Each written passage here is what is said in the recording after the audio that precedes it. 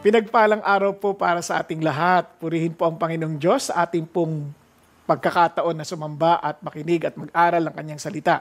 Alam po ninyo, tayo po ngayon ay nasa ating panibagong serye na siyang pinasimulan po ni Pastor Peter last week. Ano pong series natin?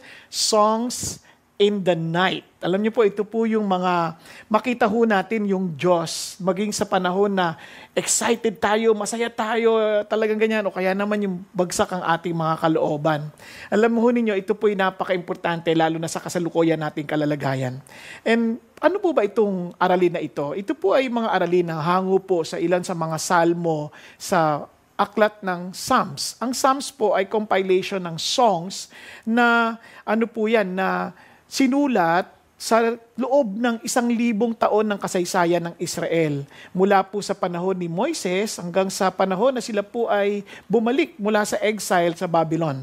At ito po ay mula sa salitang Grego na ang ibig sabihin po ay awitin na inawit na meron pong pag-aakampanya ng instrumentong, yung mga string instruments. No? Ito po ay ginagamit nila para ho sa pagsamba sa templo. Kaya ang tawag nila dito ay temple hymn book.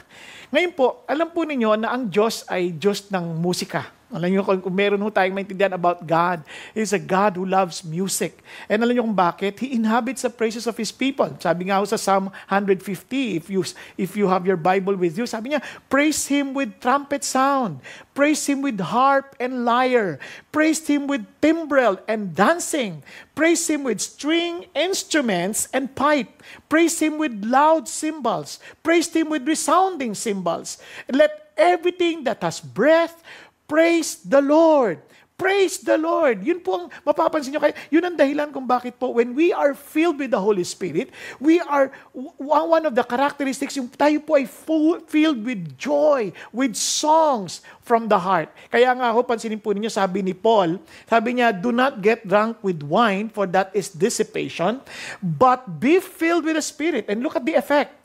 Speaking to one another in psalms and hymns and spiritual songs, singing and making melody with your heart to the Lord. Kasi po, ang Diyos, talagang He loves to hear worship songs, praises song. Kaya ito po yung napaka-importante po sa Panginoon Diyos. Ngayon lang, ito po ang malaking hamon, no?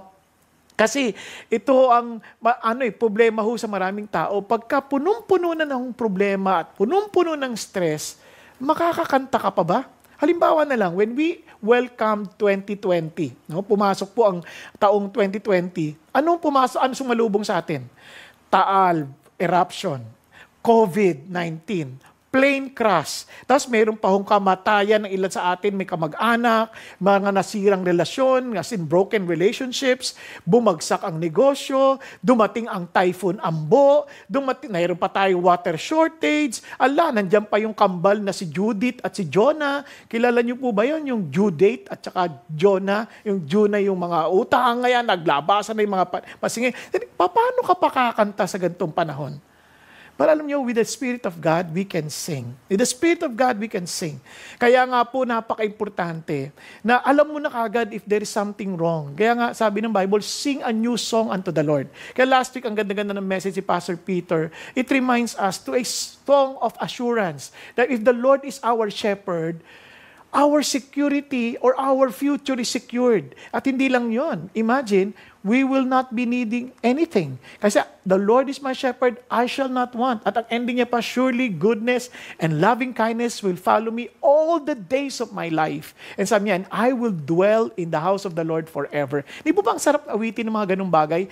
Especially now, in the midst of uncertainty. Ngayon po, tutuloy ho natin ngayon ang aralin na yan. Pero bago ako magpasimula, kwentuhan ko lang muna kayo. Meron po isang bata, iniyaya niya po yung kanyang mga kaibigan, at sila po ay naglaro sa kanilang bakuran. At doon sa kanilang paglalaro, ang nakakatawa, ang pinaglalaroan ho nila ay isang skunk. Familiar po ba kayo sa ganitong hayop? Wala nito sa Pilipinas, pero sa Amerika, napakarami niyan. Yan po ay ang tawag dyan sa ibang salita ay sting badger. Kasi pag yan ang kanyang weapon, siya po ay para to protect itself, talaga hong magbubugaya ng napakasamang amoy. Sobrang sama ng amoy. Duha naglalaro yung mga bata, nilalaro itong skunk na ito, dumating yung nanay. Nako, yung nanay nagulat nung nilalaro yung skunk. Sabi niya, ano ba yan? Nako, bakit nyo nilalaro yan? So naging hysterical yung nanay. So yung mga bata natakot at nagulat. Kaya nagtakbuhan silang lahat. Dinala nila yung skunk sa loob ng bahay. Itong nakakatuwang pangyayari sa buhay. Minsan yung ating reaksyon sa bagay-bagay ay nagpapalala ng ating sitwasyon at hindi tumutulong sa solusyon. Kaya nga po may I encourage you, wag ho tayong mag-react sa mga bagay na hindi maganda, sa mga bagay na hindi magandang nangyayari. Let us not react. Let us learn to respond. Alam niyo po kaya ko na ginagamit yung react and respond kasi parang sa gamot, pagka hindi yung katawan mo hindi umaayon sa gamot, nagre-react yun. Hindi maganda ang tama sa inong gamot. But if you are responding, ibig sabihin, you're getting cured or you're getting better. Kaya ho, I want us to learn to respond in the situation that we're in instead of reacting. Now, kaya may I encourage you. Ito pong topic natin ay napaka-importante because we need to learn to be still and know that I am God. Napaalalahan sa natin, we need to be still and know that God is God. Now, alam niyo po, isa sa mga pinakasakit ng mga tao, we get so worried and afraid of so many things in life. Ako man ay ganun din. Minsan natatakot ako, nag-worry ako. When I begin to feel na parang wala akong control sa mga bagay-bagay. Kaya nga po ang worry at fear ay you're playing God kasi you feel wala kang control. And only God has control. Kaya po, pag nawalan tayong control, nag-worry tayo. Kaya nga ho, kapag kaasawa ninyo o anak ninyo o kaya sino man sa atin, biglang nafe-feel natin parang getting anxious or getting afraid. Sasabihin mo lang, teka, playing God ka na naman, hindi ka Diyos. Kaya nga ho, tandaan ho natin, ang tao, from the very beginning pa na nahulog ang tao, we always want to be like God. But we are not. We can never be like God. We are created in the image of God, but we are not created to be equal with God. Kasi po, ang atin po ay dapat sumamba tayo sa Diyos. Kaya nga, napaka-importante, itong kanta na to, itong Be Still and Know That I Am God, is from the song Psalm 46. Sa simula pa lang nakalagay dito, for the choir director. So this song was written, ibinibigay ito sa choir director kasi siyempre, hindi ito basta binigay kung kanino lang, basta sa choir director to make sure na makakanta to ng tama at kakantahin to ba sa Panginoon Diyos. So obviously, you have to give your best. Now look at this. A psalm of the sons of Korah. Noon po sa templo, mayroon po silang kanya-kanyang assignment. No? Hindi ho lahat ng Levita ay assigned sa pare-parehong trabaho. Iba ho, assign to sing. And ito pong sons of Korah, doon sila na-assign. And pansin niyo po, dito pa lang sa kanta nito, napaka-encouraging na sapagkat yung Korah, dito po yung mga apo, naalala niyo yung mga nagrebelde kay Moses? The Korah, Dathan, and Abiram, remember those groups? Yan. Pero look at God. God is always giving people second chances to remind them na ang Diyos natin ay mapagpatawad at nagbibigay ng panibagong pagkakataon. Kaya nga, meron tayong katiyakan na we can be still, we can be relaxed. Kasi ang ating Diyos ay, yun ang ating kasama. And look at this. A set to Alamoth, a song. Yung Alamoth po, ibig sabihin high pitch. Kaya nga ang isip nila, this song is for the virgin, for the young virgins, yung mga soprano type. O kaya naman sa ibang author, sabi nila, o ibang scholar, sabi nila, this has something to do with the instrument na napakataas nung pinakatono. But nonetheless, mamaya maintindihan ninyo once we understand the whole context of the story and you will appreciate itong Alamoth na ito, bakit itong song na ito was given to Alamoth. Now, a song. Now, look at this. Now, hindi ko muna babasahin sa inyo lahat ng awitin, but I'll just show you something. No, napaka-importante. Itong awitin na to, for us to understand Psalm, ito po ay napupalooban ng mga lines. No? Meron pong tinatawag na colon, then line, then yung pong ganyan. Tapos, ganyan, may section yan. Kumbaga sa prose, meron tinatawag na paragraph. Sa kanila naman, sa Psalm ay strophe. Now, listen to this. Ito po ay, mapapansin nyo, may tatlong bahagi. Para madali natin makita, para maintindihan natin mamaya konti. Mapapansin niyo, meron pong sela. Yan. Unang bahagi, tapos sa kanta ulit, panibago ulit ng linya, meron namang sela. Di ba? Sela. Ngayon, meron na naman sa bandang huli, sela ulit. Okay? So, nahati siya sa tatlong bahagi just to show us paano po natin ito babalangkasin at paano natin ito iintindihin. So, yung word na sela, ano bang ibig sabihin niyang sela na yan? Now, para hindi kayo mahirapan, yung word na sela, ibig sabihin ay rest or pause. Now, para sa ating sa Tagalog, madali-dali natin maalala, sala. Pag nagsasala, pahinga, di ba? Sala, ganyan. Kaya, sela. Ngayon, bakit importante yan? Kasi nga, alam nyo, kasi mataas ang tinig niya. Ibig sabihin, ecstatic song yan. Mataas eh. Di ba? Nakakarinig na kayong kantang mga matataas, yung mga dati kasi nung panahon namin, yung medyo, siyempre, kamakailan lang naman yun, yung mga kantang uso yung mga bumibirit, mga ganyan. Di ba? Ibig sabihin talaga, wow, ando na yung intensity ng song. Yan. Upon this rock, mga ganyan, di ba? Yung mga kantang ganyan. Kaya matindi. Ngayon, mayroong rest yan. May rest. Hindi yan patinding intensity, kailangan ng rest. Kasi yun yung time to pause and think, to meditate, to ponder, and to understand. Teka muna, why will I be singing this? Kaya importante ho yun. Now, look at this. Yun din yung part na you have to be still. Ayan. Now, itong pinaka-verse na ito yung ating pong ating pong pinagkuhanan ng pamagat. Sabi nga, cease striving. Yung word na yan is be still. Look at this. And know that I am God. I will be exalted among the nations. I will be exalted in the earth. The Lord of hosts is with us. The God of Jacob is our stronghold. Selah. Now, yung pong word cease striving, as I've said, ito po ay be still. Kaya be still. Ano ibig sabihin ng be still? Tulad na sinabi natin, cease striving. Ang kulit, ano? Pero anyway, be rested, to let go and let God. Ibig sabihin, huwag mong ipilit. May mga bagay na hindi natin kasakop ng ating control, but we have to let go and let God. Then sabi niya, stop fighting. Parang huwag mo na awayin ng Diyos. Huwag mo naman. You better surrender. You submit to God's ways. Huwag mong pilitin yung gusto mo. You have to submit to the ways of God. You have to surrender because He will be exalted. Ito pong be still, hindi ito yung puntong magpakatamad ka na. Tamad ka na. Hindi ganon. You can be still in the midst of the storms. You can be still in the midst of war. Bakit? Because you believe that there is someone who is higher, who is in control. Now, naalala ko po tuloy, there was a farmer who was looking for someone to help him do sa kanyang trabaho. So, nag-hire siya, nag-add siya sa dyaryo para kumuha ng mga manggagawa na tutulong sa kanya. Now, itong problema, walang gusto. Kasi yung kanyang farm, malapit sa Atlantic, malapit sa karagatan, pag binagyo talagang ang hirap alagaan. So, finally, there was a payat na lalaki, maliit, no? Tapos medyo may edad na, hindi naman matanda, yung siguro mga 40s, kanyan. So, imagine nyo na lang akong payat. Sigurado, hindi ako yon kasi mas matanda ako doon eh. Ngayon, ito na, no? Nag-apply. Sabi niya, nagdududa yung may-ari, tatanggapin ko ba to? Kaya ba nito yung trabaho? Sabi niya, okay. In-interview niya, sabi niya, ano maaasahan ko sa'yo? Sir, maaasahan niyo akong makakatulog ako pag may bagyo. Ha?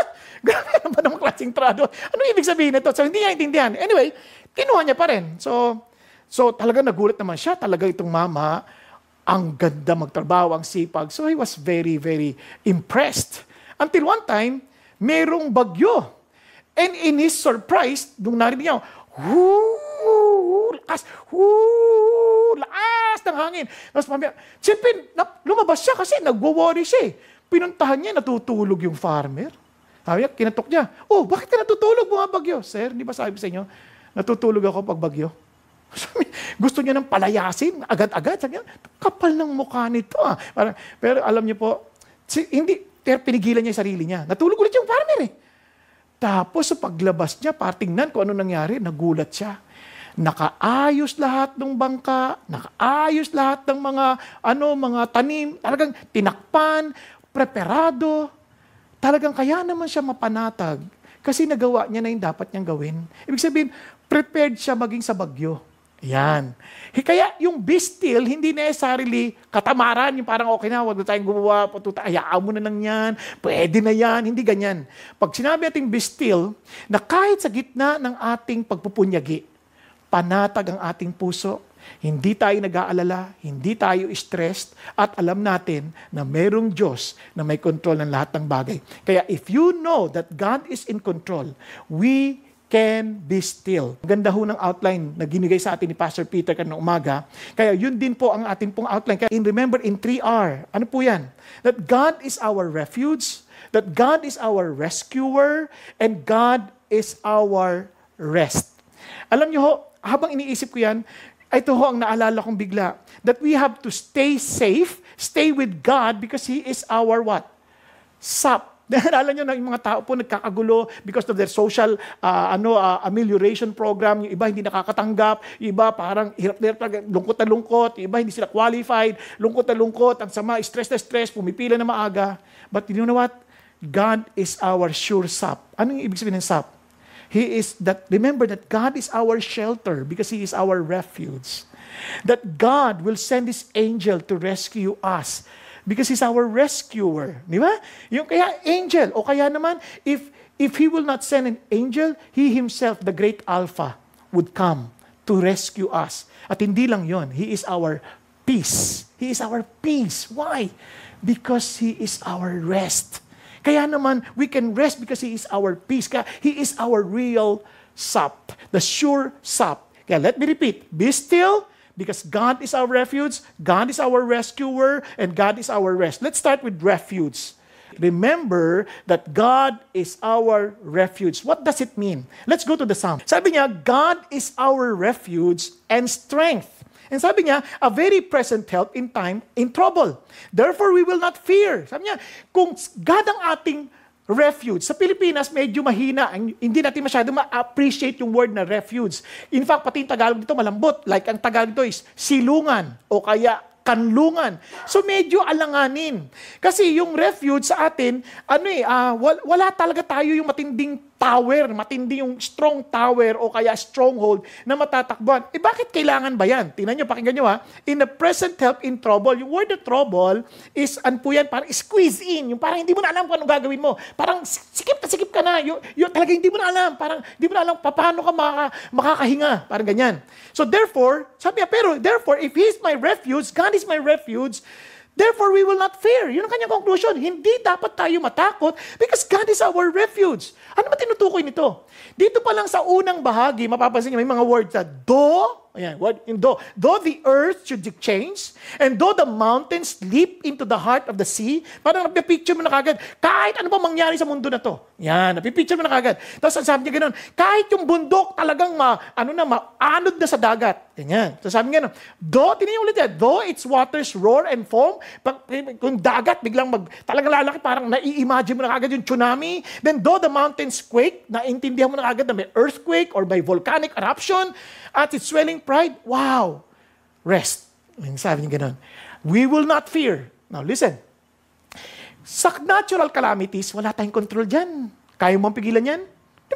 Kaya nga ang tawag dyan, acts of God or acts of nature. Hindi mo kayang pigilan yan. Now listen to this. Kahit hindi mo kayang pigilan yan, kung meron kang matatakbuhang silungan or refuge, wow, panatag ka. Pero kung sakali, imagine mo ito yung bagyo. Laking bagyo, parating. Pero ang silungan mo ay ganyan. May pag-asa ka. Now listen, pagkatapos ng bagyo, katulad ng nangyari sa Yolanda, sirang-sira yan. But imagine, sa Israel at sa kasaysayan nila, meron sila naintindihan, kaya nga ang city ng Israel merong wall. At ang kanilang mga muog, bato talaga. Kaya nga, imagine a stronghold like this. Kahit anong lakas ng bagyo na yan, kaya yan. Kaya niyan. Kaya nga, sabi sa Proverbs, sabi niya, the name of the Lord is a strong tower. Tingnan nyo ha, the righteous run to it and are safe. Friends, when we say that our God is our refuge, pag may bagyo, may kalamidad beyond our control, itong assurance natin, may tatakbuhan tayo. Kaya nga the righteous run to it. Kaya alam nyo, if God is our refuge, may matindi kang problema, hindi mo kontrolado, wow, saan ka tumatakbo? Sinong silungan mo? Di ba? Kaya nga sabi ng Bible, tinan nyo ang liwaliwanag, sabi niya, my soul wait in silence for God only, for my hope is where? From Him. He only is what? My rock. Yan nga, and my salvation, my stronghold, yun yung my refuge. Sabi niya, I shall not be shaken. Hindi ako mayayanig. Bakit? Tibay ng tinatakbuhan ko. Oh God, my salvation and my glory rest. The rock of my strength, my refuge is in God. Ano ito malungkot na realidad? Minsan ng mga Christians, ang refuge sila, hindi Diyos eh. Ang refuge nila, minsan yung kanilang kayamanan, yung kanilang, yung kanilang kakayanan, yung kanilang talino. Lahat yun mabuti, pero it's not enough. There is only one where we can run to. Minsan, pagka may problema tayo, agad-agad, text tayo sa kaibigan, text tayo kung... Pero last nating tatawagan ang Diyos. Agad-agad nag-iisip na tayo ng solusyon, but last nating pupuntahan ng Diyos. Because we easily forget who is our real refuge. Sino talagang ating silungan, sino ating kanlungan. Now look at this. Kaya trust in Him at all times. Kaya when we say, God is my refuge, we trust in the Lord at all times. Hindi lang sa good times. But at all times. Look at this. Oh people, pour out your heart before Him. That's how you show your trust. You pour out your heart before Him. Sana yung binubuhos ang ating puso. If we're broken-hearted, kanina natin binubuhos ang ating puso. Kanina natin ito binubuhos. Kasi sabi ng Panginoon, when you sing to God, God is my refuge, you are reminding yourself, Lord, I run to you, I trust in you, I pour out my heart in you. And sabi niya, God is a refuge for us. Naalala ko po, 2 weeks before my board exam, I was broken-hearted.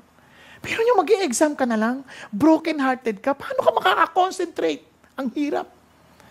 Kaya nung time na yon, worship po ako sa Diyos. Talagang, ang amazing na, meron pang uso pa nun yung tape pa nun. Hindi nyo alam yung tape nun, kasi, mga CD o kaya na ngayon, yung mga MP3 na, or, yun, tape pa, yung, mayroong pinipindot pa yun, may rewind, may ganyan, no?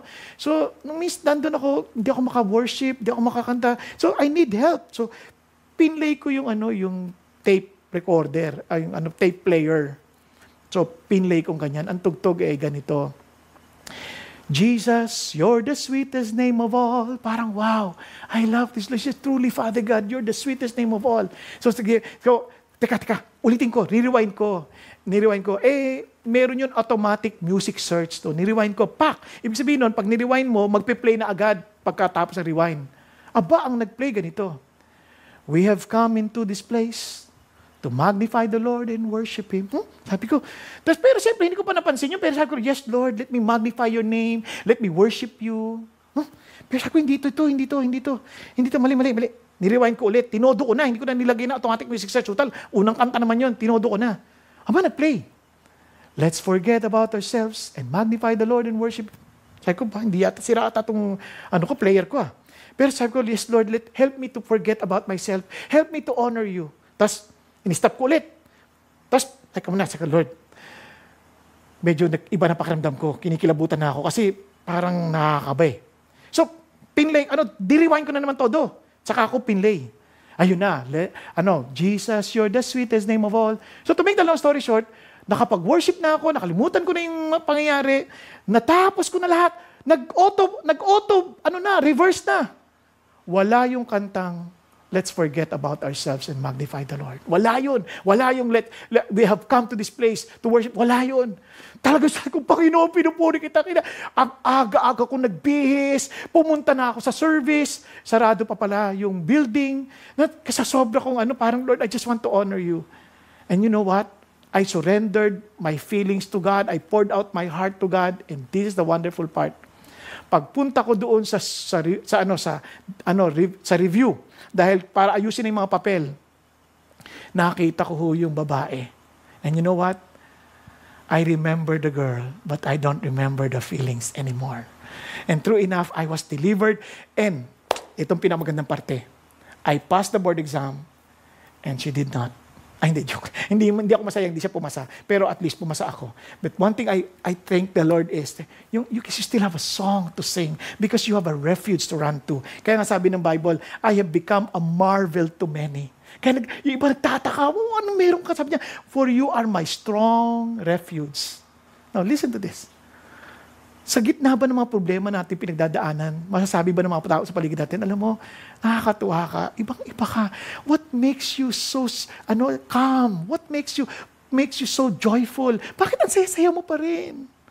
People would wonder and say, wow, alam mo, kakaiba ka, kakatuwa ka. What's your secret? Because, Lord, you are my strong refuge. Alam niyo ho, Hindi ako ganito. Trust me. I was a warrior. Kaya nga ako naalala ko nung naglaro ako dati ng basketball sa Christian Athletic Association of Philippines. May naagawan akong bola. 27 years old ako lang noon, ha? Naagawan akong bola. Pag-agaw ko ng bola, ang laki-laki nung mga kalaban namin. Pag-agaw ko ng bola. Di pagkatapos nung laro, sabi ba naman nung kalaban namin, kasi dating nasa professional basketball. Sabi niya, "You're still strong, ha?" Sabi ko, tindi naman ito. Kasi tingin niya sa akin, mukhang matanda na ako. Parang at that time, I look like 50. Kapag tatanong ako ng mga panahon na yun, mga 27 lang ako. Tatanong, ilan taong ka na? Pag sinabi ko, 50. Gaganon lang sila. Ganun pala, kaya pala. Ganun lang. Pero at that time, 27 lang ako noon. Kasi I was a very warrior guy. Tapos lagi akong anxious, lagi akong stressed. And buti na lang as the Lord teach me little by little to trust Him and to really run to Him as my refuge. Ayan, nag-aabot na rin yung edad ko. Di ba? Kaya napaka-importante. And I remember in Matthew, for example, behold, there arose a great storm on the sea. And so that the boat was being covered with the waves, but Jesus Himself was asleep. Si Jesus is a very good example because He is our Lord. Biro niya natutulog lang habang ang lakas-lakas ng bagyo, ang lakas-lakas ng agos, nasa bangka sila. And sabi niya, and they came to Him and walked Him. Sabi ng mga alagad, dito mga fisherman na to, saray sila sa dagat. Ano sabi niya? Lord, ligtas mo kami! Mapapahamak na kami! Anong sagot ni Jesus? Sabi niya, why are you afraid, you men of little faith? Ba't kayo natatakot? Ano ba kayo? Sabi niya, then He got up and rebuked the winds and the sea and it became perfectly calm. Because sinuway lang. At biglang, naging banayad na. Ano sabi ng Lord? And the men were amazed and said, what kind of a man is this, that even the winds and the sea obey Him? Alam niyo bakit maraming tao natatakot? Because they don't know Jesus. They don't know God. And I pray that if you don't know Jesus, and kaya minsan wala tayong matakbuhan, may you also ask the same question. What kind of man is this? And this is the kind of God we're serving. Who is the God who understands us because He became human. He's a God who understands what we're going through. He can empathize with us because He became man. Now listen to this. Kaya nga yung word na God is my refuge is from the word Elohim. It's the same name, Elohim, plural. Diba? Ang singular dyan is El. Same Elohim, yung sa Genesis 1:1. Ano yan? God, Elohim, plural, created, bara, the heavens and the earth. Bara, singular. They are the triune God involved. He is our refuge. The triune God is our refuge. Ang ganda, He's a God the Father, God the Son, and God the Spirit. And kaya sabi niya, let us make man in our image. When they were talking, let us make man in our image. Why? Because there's one God in three persons. And that is the same God who's calling our refuge. Kaya nga, kita natin God and look at Jesus. If Jesus is in our vessel, ang sabi niya, with Christ in my vessel, I can smile at the storm. Why? Because He is our strong refuge. We can be still. Now listen to this. Yes, we can be still. Why? Because He's our rescuer. He's our rescuer. Remember that God is our rescuer. He can send His angel and He Himself, the Alpha. Remember the Alpha and the Omega? He Himself will rescue us. In times of trouble, masarap pong maiisip natin, there are some people who would rescue us. But sometimes yung mga nagre-rescue sa atin, nakakatawa. Yung parang kulang, hindi nila masapatan. Tingnan niyo lang po ito. Somebody sent me this. Ito po, siyempre mabait naman, matulungin, di ba? Nakita niya yung sasakyan. Uy, walang driver. Umaabante. So siyempre naisip niya, kailangan matulungan ko ito. So ni-rescue niya, yung bagay sasakyan, nire-rescue niya para baka kumakasaan, mapadpad yan. So kumuha pa siya ng kalso. Talagang matulungin. Ang sarap ng gano'n, yung mayroon tayong mga kababayan na matulungin. Pero tingnan niyo naman po, di masayang-masaya na siya, napatigil niya yung sasakyan. Ayan, tingnan niya, walang driver. Ayun, hindi niya alam. Kapahaba ka ng dinulot niya, hindi tulong eh. Alam niyo minsan, sa kagandahan ng ating loob, maraming tao, tumutulong sila. No? Pero sa halip na matulungan sila, lalo pa sila napapahamak. Lalo napapahamak yung tinutulungan nila. Kaya alam niyo po, minsan, the reason why God wants us to not to become indispensable to any human being because it does not help them to know God. Kaya nga sabi ni Oswald Chamber, if you become indispensable in the life of any human being, you are no longer doing the will of God. Bakit? Because no one else should be indispensable in the life of any human being. Walang sino man na dapat yung hindi pwedeng mawala sa buhay ng isang tao. Si God lang. Ang asawa natin mawawala. Ang anak natin mawawala. We cannot depend on them. Yes, thank God for them. But we cannot depend on them. We cannot depend on our company. Hindi tayo pwede umasa sa kumpanya. Bakit? Thank God for the companies, but pwede sila magsara. Di ba? Kasi walang indispensable sa mundo. Si God lang. Kaya God is our refuge and strength. Look at this. A very present help in trouble. Talaga, on time. He never gets late. He come on time and He helps in the nick of time and exactly what we need. Now, ito sabi niya, yung eksaktong kailangan natin. Though the earth should change. No? Talaga, exact. And therefore, we will not fear. Now, let's continue. Lalagpasan natin, tinan niyo pa. Punta tayo sa pangalawang bahagi. Ang sabi niya, there is a river whose streams make glad the city of God. Ito yung mga bagay na hindi mo basta-basta pigilan. Kanina, kalamidad. Ito naman, the holy dwelling places of the Most High, God is in the midst of her, she will not be moved. Yung city, yung lungsod, referring to Jerusalem, referring to the Mount Zion. Hindi, yan yung, sabi niya, lungsod ng Diyos. And itong nakakatawa, sabi niya, river, wala namang ilog doon eh. May mga stream pero walang ilog doon. Kaya sabi niya, ano ibig niya sabihin nito? Now, tingnan niyo ha, God will help her when morning dawns. Pag nagbukang liwayway na, tutulungan ng Diyos. Ito po, may sinasalarawan dito. Doon niyo maintindihan bakit yung alamot. Papakita ko sa inyo mamaya konti. Sabi niya, itong Diyos, kahit na limited yung resources ng city, ano sabi nila? The God that we are serving, who is in the midst of the city, nasa kalagitnaan ng lungsod, He can take care of the land and water it. You make it very fertile. Maaring walang ilog doon, but the God who can even make the desert a spring of living water, yan yung Diyos na aming muog. Yan ang aming kanlungan. Yun sabi niya, the rivers of God are full of water. Grain grows because you make it grow. Kahit wala kang nakikitang ilog doon sa paligid ng lungsod, pero merong ilog ang Diyos. Merong rivers ang Diyos na punong-puno ng tubig. Kaya nga, even sa future, pinakita ng Panginoon kay John, yung sa Revelation, pinahayag niya yan. Ito sabi niya, then He showed me a river of the water of life. Diba? Clear as crystal. Coming from where? From the throne of God and of the Lamb. Now, there will no longer be any curse. And the throne of God and the Lamb will be in it. And His bondservant will serve Him. Pinapakita niya, here is my God. He has resources that we do not know. That's why He can rescue us. Kahit yung akala mong wala na, parang wala ng pag-asa, wala ng source, wala ng gamit, wala ng ilog, meron si God. Meron siyang mga bagay na hindi mo alam kung saan niya kukunin dahil siya ang may-ari ng lahat ng bagay. Kahit sa panahon natin, parang we seem to be seeing no way. God can make a way. Naalala niyo sila Moses? Wala nang tatawiran. And sabi ng Lord, tumawid ka sa dagat. Hinati ng Diyos yan because God will make a way when there seems to be no way. Yun yung kaya sabi niya, this is how God rescues His people. Look at this. The nations made an uproar. The kingdom stuttered. He raised His voice and the earth melted. Pag nagsalita na ang Diyos, tunaw ang kalupain. Sabi niya, the Lord of hosts, look at the words, yung Lord of hosts, ibig sabihin niya, commander of the army of the heavenlies, host, niya, is with us. Yung mga angelic armies ng Panginoon Diyos, He is the commander-in-chief. And look at the words, and the God of Jacob is our stronghold. Selah, pahinga ulit. Rest. Remember this. Now, ito ba, anong pinipicture nito? According to some scholars, they said, itong kanta na to is dahil din dun sa pangyayari ng maraming deliverances na experience ng Israel.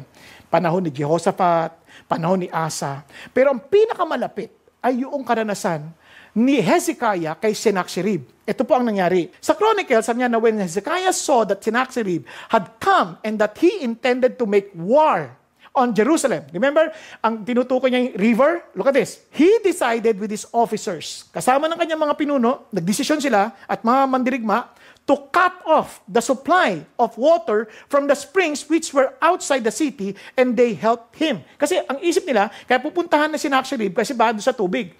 Pero sabi niya, kahit putulin natin yan, our God has a different supply. Hindi siya limited sa supply natin. Tingnan niya. So many people assembled and stopped up all the springs and the streams which flowed through the region, saying, why should the kings of Assyria come and find abundant of water? So sa madaling salita, so talagang ininsulto sila ni Sennacherib, kung ano-ano pinagsasabi, but si Hezekiah encouraged the people by saying, sabi niya, be strong and courageous, do not fear or be dismayed, because of the king of Assyria, nor because of all the horde that is with him. For the one with us is greater than the one with him. Ibig sabihin, kahit ang dami niyang mga hukbo, wala yan. Sabi niya, kasi yung kasama natin ay mas dakila kaysa sa mga kasama niya. O, tuloy tayo. Sabi niya, with him is only an arm of flesh, but with us is the Lord our God to help us and to fight our battles. You see, because he is the refuge, he is the rescuer, God will fight our battles. And the people relied on the words of Hezekiah, king of Judah. Now sabi ni Sennacherib, huwag kang maniwala kanyan, niloloko lang ni Hezekiah, wala siyang magagawa, walang Diyos na makatutulong sa inyo sapagkat sinira na namin lahat ng mga Diyos. Kasi yung utak ng mga taga-Assyria, yung mga Diyos-Diyosan nila, yung mga bato, nakalimutan nila yung Diyos ng Israel ang may likha ng langit at lupa. Now, kaya nga naman, ano nangyari? Si Hezekiah, look at this, they run to their rescuer, called 911, they prayed to God, nanalangin sila sa Diyos, and look at the word, and God gave them a promise. Ano sabi niya? Sa Isaiah, then Isaiah the son of Amos sent word to Hezekiah. Remember, when God speaks, the earth melts. Sabi niya, saying, thus says the Lord God of Israel, because you have prayed to me about Sennacherib, king of Assyria. Yan. Dahil tumawag ka sa akin, alam nyo, God rescues us, but somehow God is there. Kung ako pinagtitiwalaan mo, ang tanong ko sa'yo, tatawag ka ba sa akin? Yan. Maraming sa atin, di naman tayo tumatawag agad sa Diyos eh. Minsan we put God as our last resort, and yet we say, He is our refuge, He is our rescuer. Kung talaga siya yung rescuer natin, siya ang unang tatawagan natin. No, tinan niyo sabi ni Isaiah, ang daming sinabi ng Panginoon. Pero sabi niya, tinan niyo ha, this is the word that the Lord has spoken against him. She has despised you and mocked you. The virgin daughters of Zion. Naalala niyo, Alamot? The young virgins with the high tone singing. Ito yon. She has shaken her head behind you. The daughters of Jerusalem. Alam niyo kasi, pag atake ng normally ng mga kaaway, ang unang nabibiktima, yung mga virgins, kasi sila yung kinukuha, gagawing asawa, alipin, ganyan. At talagang ginagahasa. Kaya taga wala silang awitin. But this time, you can give this song to the Alamoth. You can give this song to the young virgin because I just want to assure them that I will rescue them. Di ba sarap? Natuloy tayo. Tignan nyo ha. Therefore, thus says the Lord. Nagsalita ng Diyos. Concerning the king of Assyria, hindi siya makakapasok sa lungsod na to. Hindi siya makakapana. Ng pana rito. Sabi niya, for I will defend this city to save it for my own sake. Sabi niya, alang-alang sarili ko. Ibig sabihin, dahil I am in the midst of the city, I will protect the city. Nasa gitna ako ng lungsod. Paalagaan ko ito, pag-iingatan ko itong lungsod na to. Tingnan niyo, sabi niya. Then the angel, remember the Lord of hosts? The commander-in-chief of all the angels? Now listen, isang anghel lang ang kailangan mo. The angel of the Lord went out and struck 185,000 in the camp of the Assyrians. And when men arose early in the morning, remember, at the break of dawn, God helps you. Kaya early in the morning, pagbukang liwayway, behold, all of this were dead. Ano sabi ng kanta? God helps you in the break of dawn. Tutulungan, pakikita mo ang tulong ng Diyos pagbukang liwayway. Exactly as he said in this particular passage. Lord, you have been my refuge, a strong tower against the enemy. Yun ang sinasabi ng Diyos. Why? He is our rescuer. Amazing God. Naalala ko po yung kwento ng isang babae na itong babae na po ito talagang may anak po siya, 5 years old. Kwento po ito ni Ashley, yung kanyang anak. At itong batang to, 5 years old pa lang siya noon, pero nung malaki na, nung kinikwento niya, siyempre, naalala niya po yung mga pagkakataon na talagang she was struggling. Kasi nakita niya yung nanay niya. Sabi ng doktor, you know what? Hindi ka mabubuhay. Listen to this. Hindi ka mabubuhay kung di namin puputulin yung paa mo. Dahil, sabi niya, meron daw sakit, parang merong infection na dahil doon, kinakain yung paa, kapag hindi pinutol, mamamatay yung nanay. Ayaw pumayag ng nanay. Sabi niya, hindi ho. Pero ganun pa man, dumating na yung mga magulang ng nanay, yung lola ni Isley, ganun pa rin sabi niya, kailangan, wag lang tayong panahon, mag-usapan pa yan, hindi na namin mapapaliwanag sa inyo, bakit kailangan tanggalin yung paa. Tapos umiiyak na po. Tapos gusto nilang alisin na yung bata, ilabas sa kwarto. Tapos sabi nung nanay, sandali lang, pwede ka bang hawakan sandali anak ko? Nilagay niya sa dibdib. Sabi ni Ashley, naaalala ko pa yung tibok ng puso ng nanay ko at nakatitig ako sa kanyang mga muka. At ang nanay ko walang luha, walang takot. At sabi niya, alam mo anak, tatandaan mo to, ikaw ay regalo ng Diyos sa akin. At dahil ikaw ang regalo ng Diyos sa akin, sabi niya, importante ka. Dahil may sakit ako, endometriosis. Hindi ko po alam exactly ano talaga yung sakit na yan, pero sabi sa akin, hindi ako magkakaanak. Pero anak, alam mo, pinag-pray kita. Dahil sila'y doktor, hindi sila Diyos. Pinag-pray kita at nagulat silang lahat. Paglipas ng maraming taon, bigla akong nagkaanak. Nabuntis ako, hindi pa sila naniniwala, sinabi kong buntis ako. Sabi niya, hindi, ano lang yan. Parang, dahil lang sa isip mo yan, parang guni-guni mo lang yan. But they were very surprised nang naisilang ka. And alam mo, hindi papayag ang Diyos na mamatay si mami dahil binigay ka sa akin, dahil alam ko, pinapaalaga ka ng Diyos sa akin at lalaki ka na makikita ko. Makikita kong lalaki ka at lalaki ka ngayon. Sabi niya ganyan. And alam niyo po, tsaka dinala na siya sa operating room. Hindi makalimutan ni Ashley. Alam niyo nangyari? Paglabas ng mga doktor, hindi ho namin pinutol ang kanyang paa. Kinayod lang namin ang kanyang harapang paa dahil ayaw niya po. At alam niyo, paglipas na ilang panahon, nakita ho nila yung papel. Sabing ganon, ang sinulat ng nanay niya pala nung araw na yon. Sabi niya, they are not God, they are doctors. Only God can take my life from me. And true enough, nung nabasa nila yon, nilagay ng nanay sa pagitan ng kanyang paa, yung sulatin, at niyakap niya ang kanyang anak.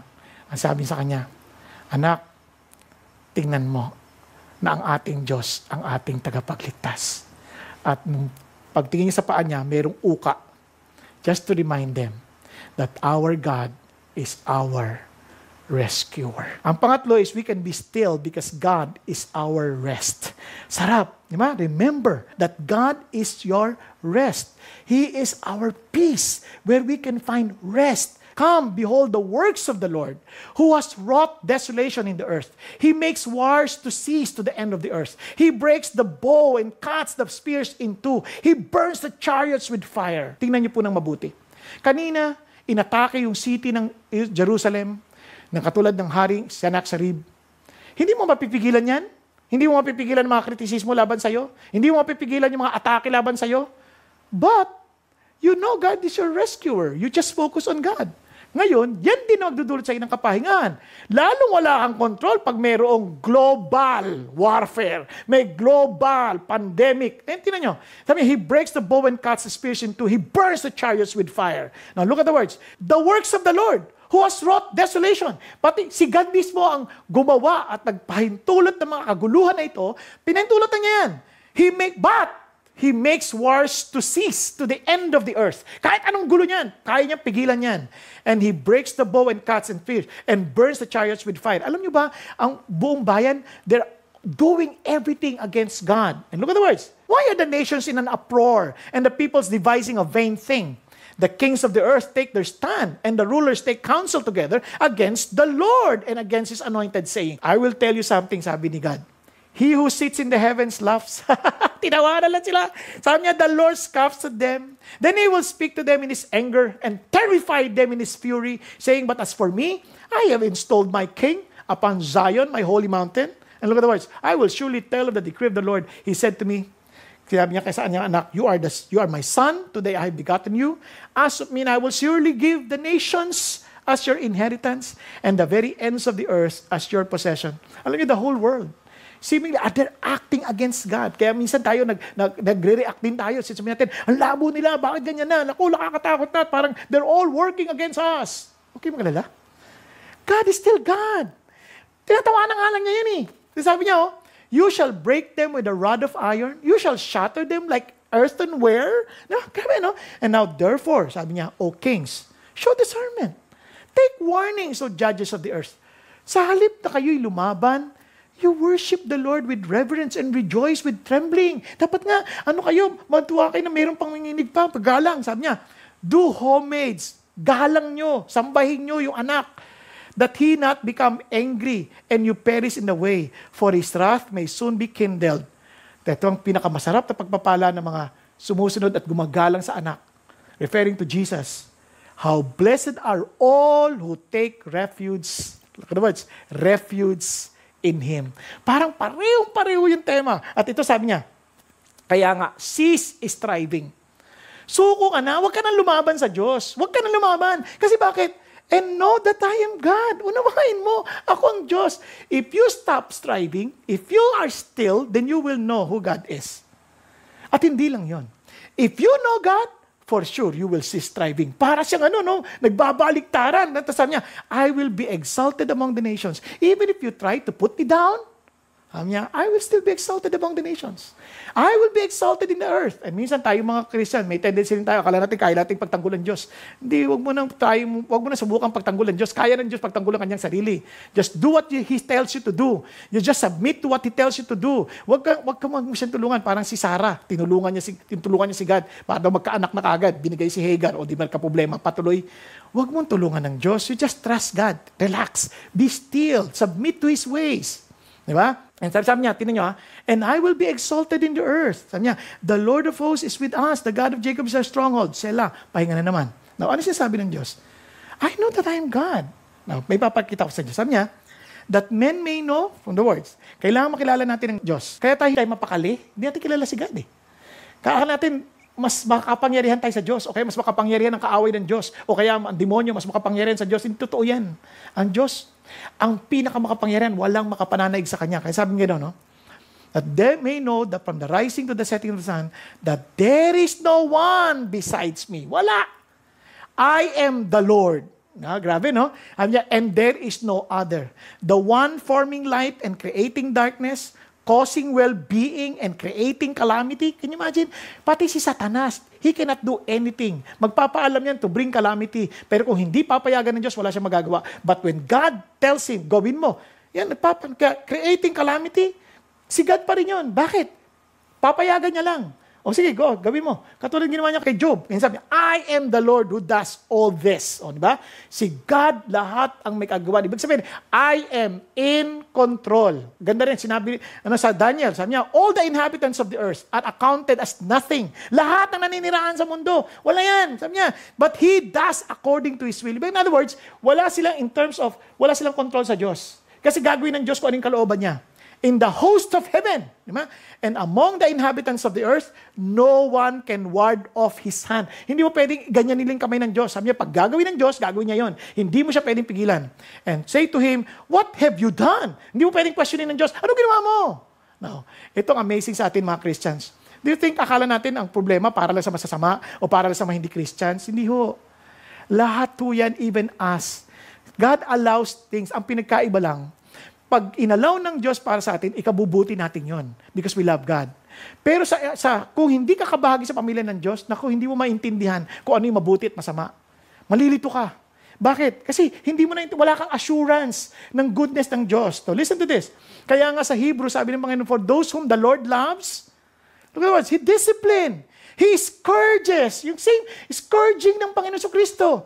Every son whom He receives. Pag tinuring kang anak, at alam ko, ikaw ay anak ng Diyos, nako, didisiplinahin ka niya. Hindi pinaparusahan, ha? Tinetraining.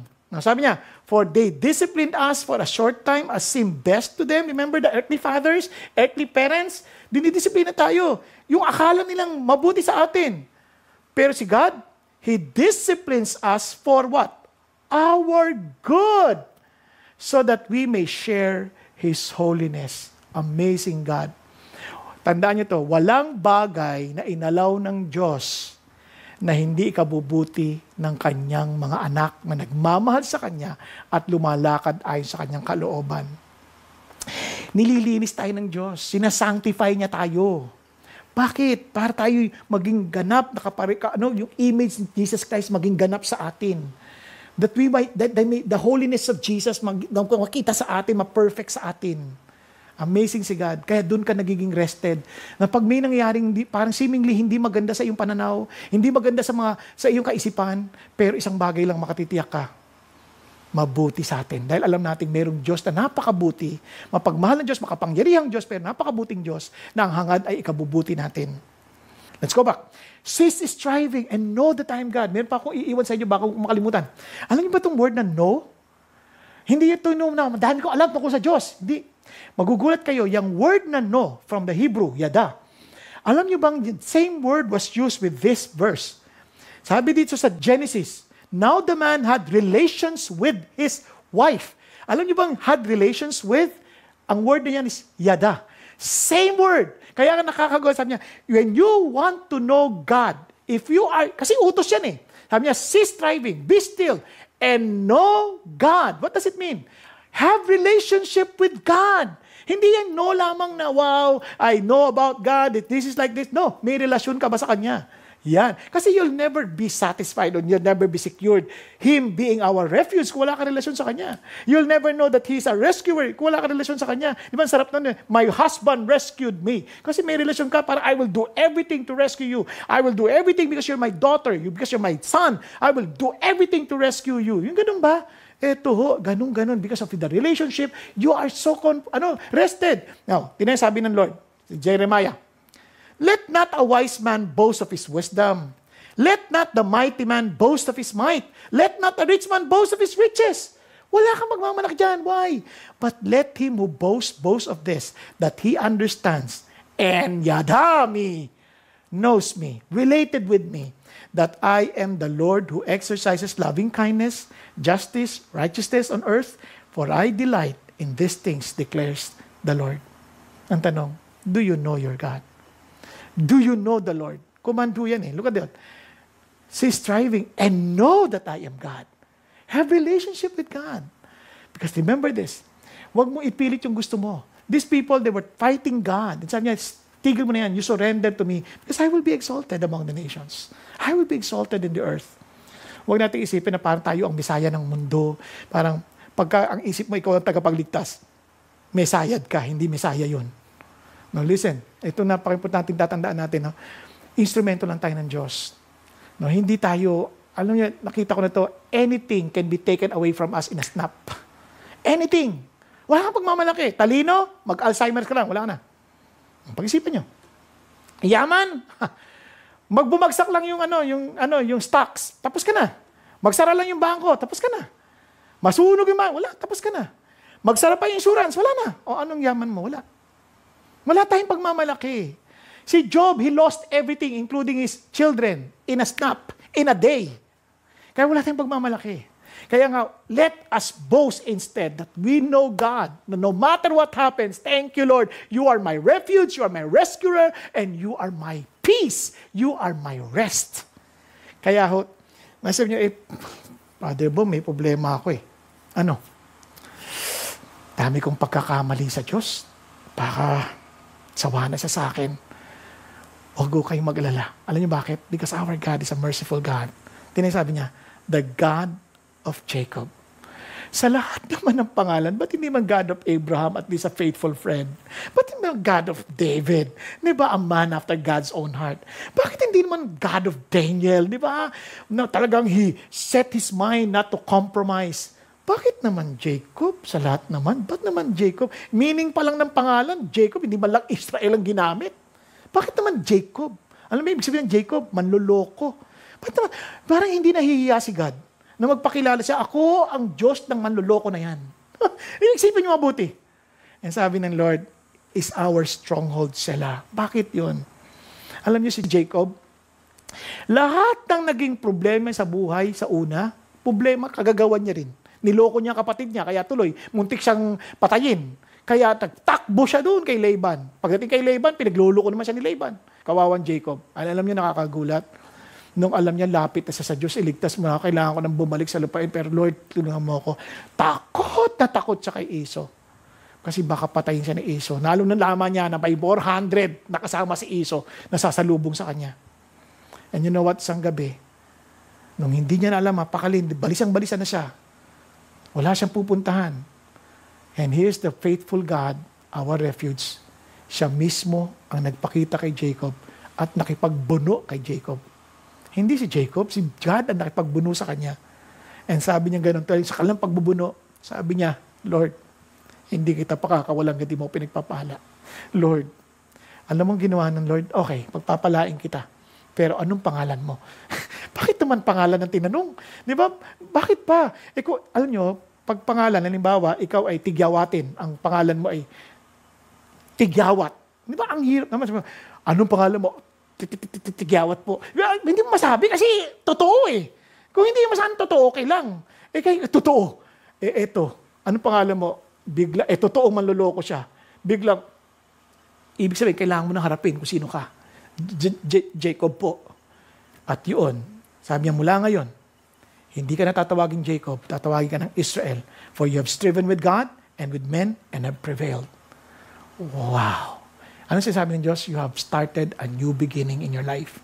No longer as a deceiver, no longer as a schemer, but this time, you are Israel, the Prince of God. Bakit ito sinasabi ng Diyos sa atin yan? Because our God is a merciful God. He gives everyone a second chance. In fact, many second chances. Kaya wala ho tayong, totoo lang, part ng ating bagyo, hindi lang yung global, part ng ating bagyo, yung ating kahinaan. But when that comes to us, sinong ating muog o kanlungang tatakbuhan? Takbo ulit kay God. Takbo ulit kay God. And you know what? I will just tell you something. You will never have the peace of God until you have your peace with God. Kaya nga ito ho yung ating panahon. Sabi niya, heed the sound of my cry for help, my King and my God. For to you I pray. Kasi pag sinabi mo, you are my refuge. You are telling God, you are my King. Ikaw ang tinatakbuhan ko. You are my refuge. Paano ko nakita yan? Tingnan niyo, sabi niya sa verse 11, but let all who take refuge in you be glad. Let them ever sing for joy, and may you shelter them, that those who love your name may exalt in you, na magdidiwang sa inyo. Now listen, if you tell God He's your refuge, you are also telling God, you are my King. If you tell God He's your rescuer, you're telling God, you're my King. If you tell God that He's your rest, then you find rest in your King. Is He your King? Now let me end with those few verses. Therefore, having been justified by faith, makasalanan, wala nang karapatan, but we were made as if we did not commit any sin. How? We have peace with God through our Lord Jesus Christ. Siya, yung muog na siya mismo nagligtas sa atin. Through our Lord Jesus Christ, we have peace with God, because you'll never experience the peace of God without having peace with God. Because we're enemies of God. Pag binasa niyo yung Romans 5, we were enemies of God. But because of the death of Jesus Christ, we were reconciled with Him. We became friends with Him. And look at this. Through whom also we have obtained our introduction by faith into this grace in which we stand, and we exult in hope for the glory of God. Look at the words. And not only this, but we also exult, look at the words, celebrating, nagdiriwang in our tribulation. Grabe, no? Knowing that tribulation brings about perseverance. Perseverance, proven character. Proven character, hope. Wow, tinan nyo. And hope does not disappoint us. Why? Because the love of God has been poured out within our hearts through the Holy Spirit. Kasi nyo, Jesus Christ, God the Father, the Holy Spirit, Elohim, the triune God, who was given to us. Wow! Kaya nga sabi ni Jesus, these things I've spoken to you, so that in me, you may have what? Peace. Rest. In the world, you have tribulation. Hindi tayo exempted sa gulo. Hindi tayo exempted sa mga problema. Hindi tayo exempted sa mga pangungutya, pang-insulto. Hindi tayo exempted dyan. But, take courage, for Jesus Christ, our refuge, have overcome the world. He's our victory. He's our victory. Mga kapatid, minsan si God na mismo ang magdadala sa atin sa refuge. Yung bagyo, itutulak niya tayo to get to the refuge. Kasi minsan, pariwara tayo eh. Kaya yung bagyo, siya na magtutulak sa atin doon. Para maranasan natin muli ang kaisipan, para maintindihan natin, Lord, wala pala ako talagang pupuntahan kundi ikaw lang. Kaya minsan yung mga ginagawa ng Diyos sa atin, hindi natin maintindihan sa una.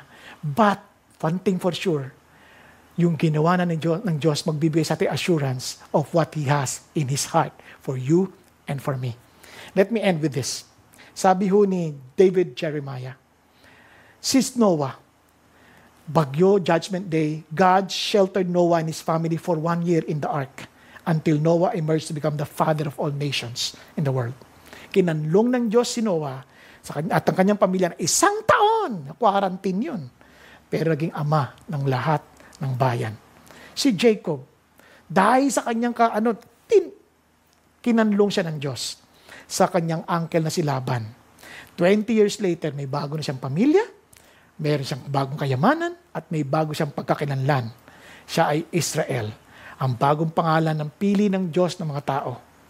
Alam niyo po, si Joseph ganun din. Kinanlong siya mula 17 years old hanggang 30 years old. Bakit? Para siyang sinelter po, nilagay sa isang refuge, para siyang dalawa lang ng Diyos pag-uusap, to prepare him to become the Prime Minister of Egypt. Alam niyo, ganun din si Paul. Si Paul nakulong. Una sa Arabian Desert, para pagbalik niya, preacher of the gospel. Pagkatapos nakulong sa Rome, ano nangyari? Pagkakulong niya sa Rome, pagkakataon niya to experience God in that shelter, in that refuge. Ano nangyari sa kanya? And he wrote Colossians, Philippians, Ephesians, and Philemon. Mga kapatid, maging si Jesus Christ, He was sheltered and placed in a tomb.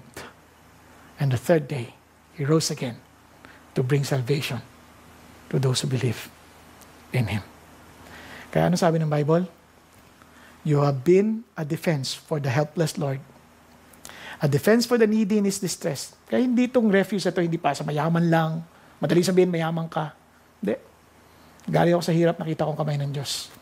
And sabi niya, a refuge from the storm, a shade from the heat, for the breath of the ruthless is like a rainstorm against a wall. Mayaman na mahirap, meron lang tayo isang muog. Si God. Kaya cease striving and know that God is God. And listen to this. Make sure that your character is free from the love of money, being content with what you have, for He Himself has said, I will never desert you. Hindi kanya iiwan. Hindi kanya pababayaan. The Lord is my helper. I will not be afraid. What will man do to me? Wala silang magagawa. And one thing na hindi natin makakalimutan, Jesus Christ is the same yesterday, today, and forever.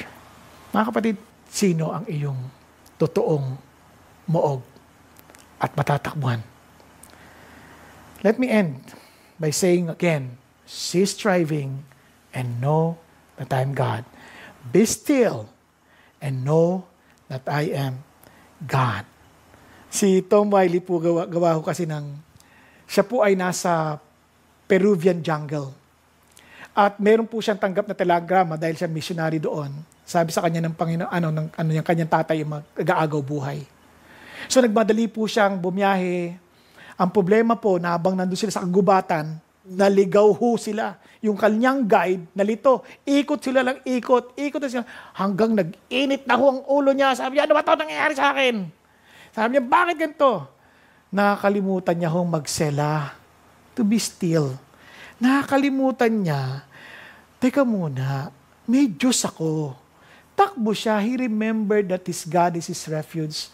He remembered that his God is his rescuer. He remembered that he can find peace in God. And true enough, while he was praying, he sensed a peace that surpasses all understanding.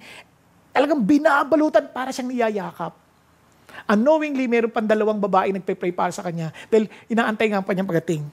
And true enough, after that sense of peace, bigla niyang napagtanto paano yung daan palabas sa Peruvian jungle. At nakaabot siya bago malagutan ng hininga ang kanyang ama. At bago nangyaring mamatay ang kanyang tatay, nakakilala ang kanyang ama sa Panginoong Jesucristo dahil binahagi ni Tom Wiley anong ginawa ni Jesus sa krus para sa kanyang ama. And it was a great celebration before the death of his father Why? Because God is our refuge. He is our rescuer, and He is our rest. Be still and have a relationship with God. Know that He is God. Tayo pong lahat ay yumuko sandali at pumikit. Mga kapatid, hindi ko alam kung anong pinagdadaanan mo. Pero sa pagdadaanan mo, anumang dilim, may problema man, hinahabol ka man ni Judith o ni Jonah, o kayo naman ay paaring na wala ka ng trabaho, na dami mo iniisip, may anak ka, ano na gagawin mo? Ang tanong lang ito, sino ba talagang hari ng buhay mo? Siya ba yung kanta sa puso mo nagsasabing, God, you are my refuge and my strength, my very present help? Siya ba yung kanta ng puso mo masasabi mo, God, you are my rescuer, the Lord of hosts, who is with us? Masasabi mo bang siya yung iyong kapahingahan? Na kahit ano pang pinagdaanan mo na nakaraan, siya yung pahinga. That you have to cease striving and know that He is your God and He is the God of Jacob, your stronghold, your very stronghold. Siya ba ang iyong Panginoon? And remember this, when you say He is your God, He is your refuge, He is your rescuer, and He is your rest, you're also saying, you are my King. Ang tanong, nagpapasakop ka ba sa Kanya? Talaga bang inaamin mo na kailangan mo ng hari? Masabi mo, pagharian mo ako, Panginoon Diyos. Na talagang masasabi mo, I seek first His kingdom and His righteousness. Kung kaya, I don't need to worry about anything because all these things shall be added unto me. Because He's my King. He'll provide for His people. He is not just a king, He's a good king, a powerful king. Nothing is impossible with Him. And He cares for His people so much that He was willing to die on the cross to save His people from their sins. Kapatid, siya ba ang hari mo? Kung hindi pa siya ang hari ng buhay mo, bakit hindi ka lumapit sa Kanya? Alam mo sabi ni Jesus, halika, kayo mga nabibigatan, napapagod, kayo mga nabibigatang halika, lumapit kayo sa akin at bibigyan ko kayo ng kapahingahan. Ano sabi niya? Napakaganda paalala niya. Matuto ka sa akin dahil ako'y mahinahon at mapagpakumbaba. Kunin mo ang aking pamato. Bilang ako, ikaw ang magiging magpapastol. Ikaw ang gagamitin ko na magpapastol ng aking taniman. Kunin mo aking pamato. Ako maging master mo. At huwag kang mag-alala, ang aking pamato ay magaan at madali, eksakto para sa iyo. Because I know you, I created you, and I know exactly what you need. And I will protect you, for I am your refuge, I am your rescuer, and your rest. Kapatid, halika, lumapit ka. Tanggapin mo ang imbitasyon ni Kristo. Huwag kang magmayabang, huwag kang cease striving, and start to be still, and have a relationship with your God. Kung yan ang loobin ng iyong puso mo, just as I did long before, ito sabi ko sa Panginoon Jesus, Panginoong Jesucristo, pagod na po ako, patawarin niyo po ako. Pinilit ko pong mabuhay sa sarili kong paraan, trying to figure out kung paano po ko aayusin ang buhay ko. But Lord, suko na ako. I am ceasing to strive. I want to be still in you. I want to surrender to you. Gusto ko pong makipag-isa sa inyo. Gusto ko pong, tinatanggap ko po ang imbitasyon ninyo na lumapit sa inyo at kunin ang inyong pamato bilang pagkilala na ikaw na ang aking hari, ikaw na ang aking master, ikaw na ang aking Panginoon. Salamat po, Panginoong Jesucristo, natapat kayo sa iyong pangako na sabi niyo, sino man tumawag sa inyo, inyo pong ililigtas. Salamat po. Kaya't Panginoong Jesus, salamat na namatay kayo sa krus ng Kalbaryo para sa aking kasalanan at salamat muli kayo nabuhay. At dahil dito, lahat ng sinabi mo, tinatanggap ko dahil alam kong totoo ka. Dahil ikaw ang katotohanan, ikaw ang buhay, at ikaw ang tanging daan tungo sa Ama. Maraming salamat po aming Panginoon. At ngayon naman dinadalangin ko po, Panginoon, ang bawat isang narito, bawat isang mga nakikinig aming Ama, Iba-iba ang aming mga hamon sa buhay. Ito man ay natural na kalamidad. Ito man, Panginoon Diyos, ay mga pangungutya, mga atake ng ibang tao na hindi namin kontrolado. O kaya naman ay pandaigdigang epekto, o pandaigdigang, Panginoon, consequence ng kasalanan. Salamat po, Panginoon Diyos. Hindi namin kontrolado, pero kayo na siyang aming refuge, na siyang aming silungan, na siyang aming kanlungan, na siyang aming Panginoon Diyos, tagapagligtas, rescuer, na sa aming kapahingan at kapayapaan. Salamat. Salamat na marirelax kami, mapapanatag ang aming loob, at ito'y pagkakataon namin, lalo namin kayong makilala. Lalong lumalim ang aming ugnayan sa inyo. Lalong maunawaan namin, kayo nga, ang aming Panginoon at ang aming buhay. Salamat po, pagpalain yung mga tao sa pangalan ni Kristo Jesus. Amen at amen. Ngayon mga kapatid, bago po tayo maghiwa-hiwalay, gusto ko lamang pong iwan sa inyo ang ilang mga katanungan na pwede nyo pong pag-usapan bilang magkakasama dyan sa pamilya ninyo, mga kasama nyo sa bahay, o marami sa inyong maliit na grupo. Ito po yung mga tanong. When you encounter problems, what do you usually do? Ano bang ginagawa mo pag may problema ka? Kaya sa tuwing ikaw may suliranin, may problema, ano ang iyong madalas gawin? Yan.